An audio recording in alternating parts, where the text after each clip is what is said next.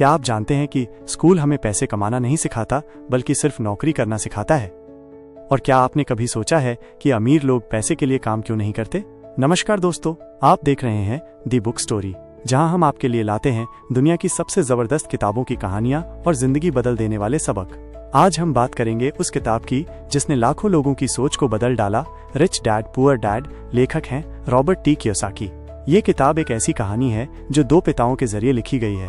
एक हैं लेखक के अपने पुअर डैड यानी उनके असली पिता, और दूसरे हैं उनके दोस्त के पिता जो एक रिच डैड हैं। पुअर डैड हाईली एजुकेटेड थे, उनके पास मास्टर डिग्री थी, लेकिन पैसों को लेकर हमेशा संघर्ष करते रहे। वो लगातार अच्छे ग्रेड, अच्छी नौकरी और सरकारी पेंशन पर जोर देते थे। रिच डैड पढ़े लिखे नहीं थे, उन्होंने 8वीं के बाद स्कूल छोड़ दिया था, लेकिन अमीर बन गए क्योंकि उनकी सोच अलग थी। वो हमेशा सीखने और अवसर ढूंढने की बात करते थे। ये कहानी सिर्फ पैसा कमाने के बारे में नहीं है, बल्कि ये आपकी पैसे के प्रति मानसिकता को बदलने के बारे में है। लेसन 1, अमीर लोग पैसों के लिए काम नहीं करते। यह रिच डैड पुअर डैड का सबसे मौलिक सिद्धांत है। पुअर डैड की सलाह हमेशा एक अच्छी सुरक्षित नौकरी पाने की होती थी जो मासिक सैलरी और निश्चित पेंशन दे। वह कहते थे, कठिन परिश्रम करो, अच्छे ग्रेड लाओ और एक सुरक्षित नौकरी पाओ। इसके विपरीत रिच डैड कहते थे, पैसा तुम्हारे लिए काम करे, तुम पैसे के गुलाम मत बनो। उनका मानना था कि अगर आप केवल पैसे के लिए काम करते हैं तो आप कभी भी सच्ची वित्तीय स्वतंत्रता हासिल नहीं कर पाएंगे। ऑथर रॉबर्ट कियोसाकी समझाते हैं कि ज्यादातर लोग डर और लालच के कारण चूहा दौड़ रैट रेस में फंसे रहते हैं। वे डरते हैं कि उनके पास बिल चुकाने के लिए पैसे नहीं होंगे और वे ज्यादा पैसा कमाने के लालच में पड़ जाते हैं। ये एक अंतहीन चक्र बन जाता है जहां वे अपनी सैलरी से बंधे होते हैं, लगातार काम करते रहते हैं और कभी भी फाइनेंशियल फ्रीडम नहीं पा सकते। अमीर लोग इस चक्र से बाहर निकलने का रास्ता खोजते हैं। वे ऐसे सिस्टम और एसेट्स बनाते हैं जो उनके लिए पैसा कमाते हैं, भले ही वे खुद काम न करें। आपको ये लेसन मिला कि पैसे के लिए काम मत करो, पैसों को अपने लिए काम पर लगाओ। Lesson 2, financial education is everything. ये किताब इस बात पर जोर देती है कि हमारी पारंपरिक शिक्षा प्रणाली हमें पैसे के बारे में कुछ नहीं सिखाती। स्कूल हमें अलजेब्रा, हिस्ट्री, साइंस और ग्रामर सिखाता है जो जरूरी हैं, लेकिन पैसे को संभालना, बिजनेस चलाना, टैक्सेस, एसेट्स, लायबिलिटीज, निवेश करना, ये कोई नहीं सिखाता। पुअर डैड हमेशा कहते थे, मैं इसे अफोर्ड नहीं कर सकता। ये एक ऐसी मानसिकता है जो आपके दिमाग को बंद कर देती है और आपको समाधान खोजने से रोकती है। इसके विपरीत रिच डैड कहते थे, मैं इसे कैसे अफोर्ड कर सकता हूँ। ये एक ऐसा सवाल है जो रचनात्मकता को बढ़ावा देता है और आपको सोचने पर मजबूर करता है कि आप किसी चीज को कैसे हासिल कर सकते हैं, चाहे वो कोई बड़ा निवेश हो या कोई नया बिजनेस। यही सवाल आपकी सोच को बदलता है। फाइनेंशियल एजुकेशन का मतलब सिर्फ पैसा कमाना नहीं है, बल्कि इसे समझना, इसे बचाना और इसे बढ़ाना है। यह आपको पैसों के खेल के नियम सिखाती है। सीख मिली कि financial intelligence is equal to पैसा बनाना प्लस बचाना प्लस मल्टीप्लाई करना। लेसन 3, एसेट और लायबिलिटी में फर्क समझो। ये शायद इस किताब का सबसे महत्वपूर्ण सबक है। ज्यादातर लोग एसेट्स और लायबिलिटीज के बीच के अंतर को नहीं समझते। अमीर लोग एसेट्स खरीदते हैं, वो चीजें जो उनकी जेब में पैसा डालती हैं। ये वो चीजें हैं जो आपको बिना काम किए भी आय देती हैं। गरीब और मिडिल क्लास लोग लायबिलिटीज खरीदते हैं, वो चीजें जो उनकी जेब से पैसे निकालती हैं, भले ही वे उन्हें एसेट्स समझते हों। एक आम गलतफहमी ये है कि मेरा घर मेरा एसेट है, लेकिन अगर आप अपने घर के लिए EMI दे रहे हैं, उसका मेंटेनेंस करा रहे हैं, प्रॉपर्टी टैक्स दे रहे हैं, तो वो असल में आपके लिए एक लायबिलिटी है, क्योंकि ये आपकी जेब से लगातार पैसा निकाल रहा है। ये तब तक एक एसेट नहीं है जब तक कि ये आपको आय देना शुरू न कर दे, जैसे उसे किराए पर देना। एसेट एग्जाम्पल्स: रेंट पर दिया गया प्रॉपर्टी जो आपको हर महीने किराया देती है, स्टॉक्स और बॉन्ड्स जो डिविडेंड या ब्याज के रूप में आय देते हैं, बिजनेस जो आपके लिए मुनाफा कमाता है, रॉयल्टी इनकम जैसे किताबों, संगीत या पेटेंट से मिलने वाली आय। इससे ये सीखा कि असली अमीरी तब आती है जब आपकी इनकम आपके एसेट से आती है, ना कि नौकरी से। आपका लक्ष्य ऐसे एसेट्स का निर्माण करना होना चाहिए जो आपको वित्तीय स्वतंत्रता दे सकें। लेसन 4, पैसे के लिए काम करो मत, सीखो।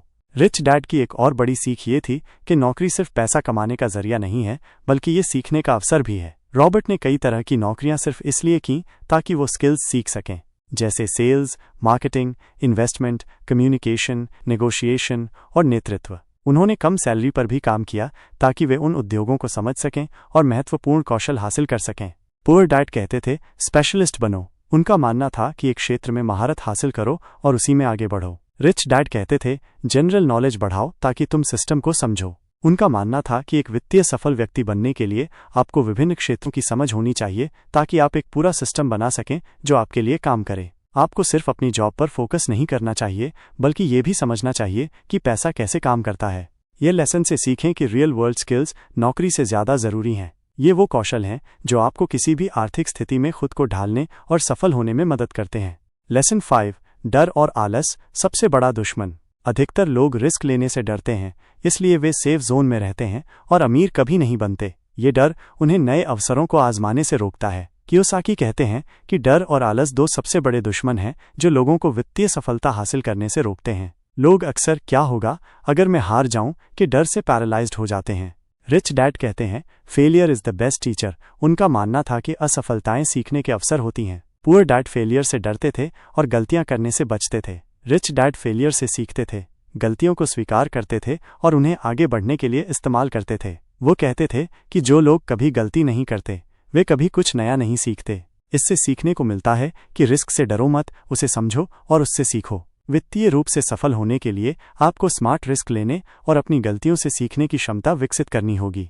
लेसन 6, पैसे के पीछे मत भागो, फाइनेंशियल फ्रीडम की सोच रखो। पुअर डैड हमेशा अपनी सैलरी के भरोसे थे और जीवन भर उसी पर निर्भर रहे। उनकी सोच एक नौकरी से दूसरी नौकरी पर जाने की थी, जिससे उनकी आय सीमित रही। रिच डैड ने खुद के लिए मल्टीपल इनकम सोर्सेज बनाए। पैसिव इनकम जैसे किराए से आने वाला पैसा, investments, stocks, bonds, mutual funds, business, ऐसे व्यवसाय जो उनके बिना भी चलते रहें। रॉयल्टी ईटीसी जैसे उनकी किताबों या पेटेंट से मिलने वाली आय। उनका लक्ष्य एक ऐसी स्थिति तक पहुंचना था जहां उनकी एसेट से होने वाली आय उनके खर्चों को पूरा कर सके, जिससे उन्हें वित्तीय स्वतंत्रता मिले। इसका मतलब ये नहीं है कि आपको नौकरी छोड़ देनी चाहिए, बल्कि ये कि आपको नौकरी करते हुए भी अपने लिए एसेट्स बनाने पर ध्यान देना चाहिए। हम ये सीखे हैं कि नौकरी करो लेकिन साथ साथ एसेट्स बनाओ ताकि आप फाइनेंशियल फ्रीडम पा सको। आपका अंतिम लक्ष्य अपनी आय को अपने समय से अलग करना होना चाहिए। Action plan. अब सवाल ये है कि आप क्या करें, इस ज्ञान को अपने जीवन में कैसे लागू करें। 1, खुद को फाइनेंशियली एजुकेट करना शुरू करें। किताबें पढ़ें, सेमिनार में जाएं, ऑनलाइन कोर्सेज करें। पैसों के बारे में जितना हो सके उतना सीखें। 2, खर्च और इनकम को ट्रैक करें, जानें कि आपका पैसा कहाँ से आ रहा है और कहाँ जा रहा है। एक बजट बनाएं और उससे चिपके रहें। 3, एसेट्स खरीदने की आदत डालें, ऐसी चीजें खरीदें जो आपकी जेब में पैसा डालें, न कि निकालें। छोटे निवेश से शुरुआत करें। 4, साइड हसल शुरू करें, कोई छोटा बिजनेस या ऐसी गतिविधि शुरू करें जो आपको अतिरिक्त आय दे और आपको नए कौशल सीखने का मौका मिले। 5, पैसा बचाने की नहीं, मल्टीप्लाई करने की सोच रखें। बचत महत्वपूर्ण है, लेकिन निवेश और कंपाउंडिंग की शक्ति से ही आप अपने पैसे को तेजी से बढ़ा सकते हैं। Conclusion. Rich dad poor dad कोई आम किताब नहीं है, ये एक सोच है। ऐसी सोच जो आपको अमीरी की साइकोलॉजी सिखाती है। ये आपको वित्तीय साक्षरता की ओर पहला कदम बढ़ाने में मदद करती है, जो स्कूल में कभी नहीं सिखाई जाती। फर्क नौकरी में नहीं है, फर्क सोच में है, और यही सोच आपको फाइनेंशियल फ्रीडम दे सकती है। ये आपको सिर्फ पैसा कमाने